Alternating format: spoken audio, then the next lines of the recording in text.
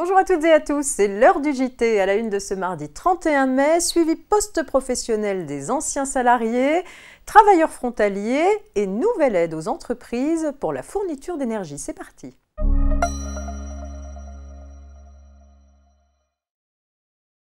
Un décret a remis à plat le mécanisme de suivi post-professionnel dont peuvent bénéficier les personnes inactives, demandeurs d'emploi ou retraités, qui ont été exposés à certains facteurs de risque professionnel.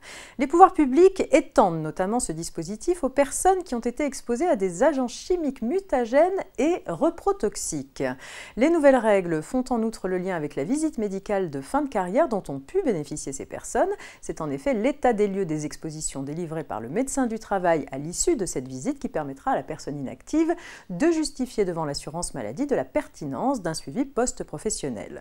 Notons que l'ancien employeur n'a pas de rôle à jouer, c'est à l'ex-salarié de demander éventuellement à en bénéficier.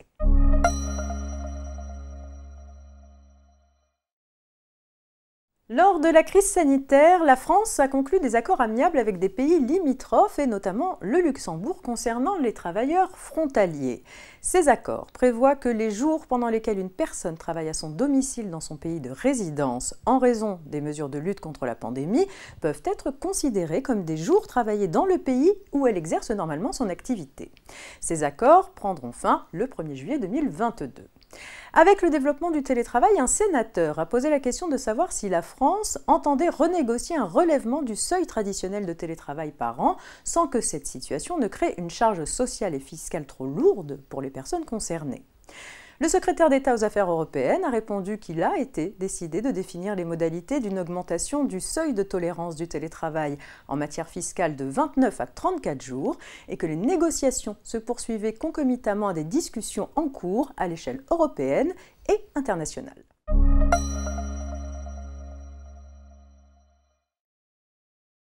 L'État poursuit son soutien aux entreprises affectées par la hausse des prix de l'énergie liée à la guerre en Ukraine.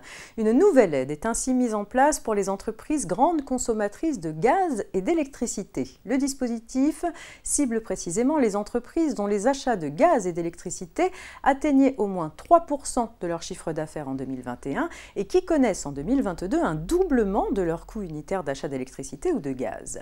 L'aide vient compenser une partie de leur surcoût de dépenses de gaz ou d'électricité par rapport à 2021, au-delà de ce doublement.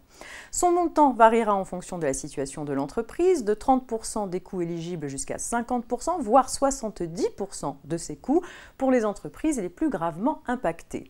Temporaire, le nouveau dispositif distingue deux périodes trimestrielles éligibles. La première, pour les mois de mars, avril et mai 2022, pourra faire l'objet d'une demande au cours de la deuxième quinzaine de juin 2022 sur l'espace professionnel du site impôts.gouv.fr. Une demande pourra être faite par la suite au titre de la seconde période éligible relative aux mois de juin, juillet et août 2022. C'est tout pour aujourd'hui. Très bonne journée et à demain, mercredi.